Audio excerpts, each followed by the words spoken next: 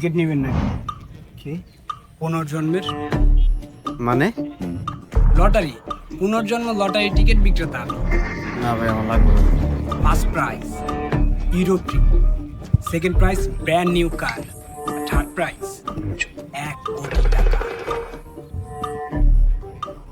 আর মাত্র 2 ঘন্টা পরেই রেজাল্ট। না ভাই, আমার লাগবে না। এই রেজাল্টটা দেখার জন্য 2 ঘন্টা পর হয়তো আমি আটকে থাকতাম। আরে ভাই শুনেন না। আর লাগবে না ভাই, লাগবে না।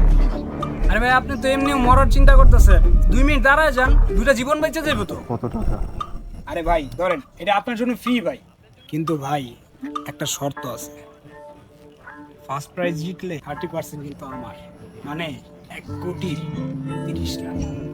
এবার বুঝলাম দুটো জীবনের নাম। ভাই কলটা এবার করেন, রেজাল্ট তো মনে হয় বের হয়ে গেছে এতক্ষণ। যদি বলে তাহলে বলবেন যে ফায়দাবাদের মনির ভাইয়ের কাউন্টার থেকে নিছেন, ঠিক আছে? কল দেন তাড়াতাড়ি কল দেন। হ্যালো হ্যালো, হ্যালো, আমি পুনর্জন্ম লটারি টিকিট থেকে বলছি। আপনার নাম্বারটা বলুন। 2478686। কংগ্রাচুলেশন, আপনি তো ফার্স্ট প্রাইজ জিতে গেছেন। তাই নাকি? আপনি কার কাছ থেকে টিকিটটা নিয়েছেন?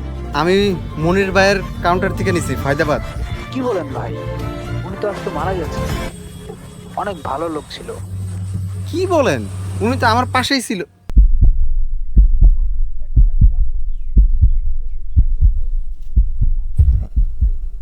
ভয় পাবেন না, আসলে ফার্স্ট প্রাইজের লটারি টিকিটটা পেলে যে এত টাকা পেতাম না, তাই আপনাকেই বেছে নিলাম।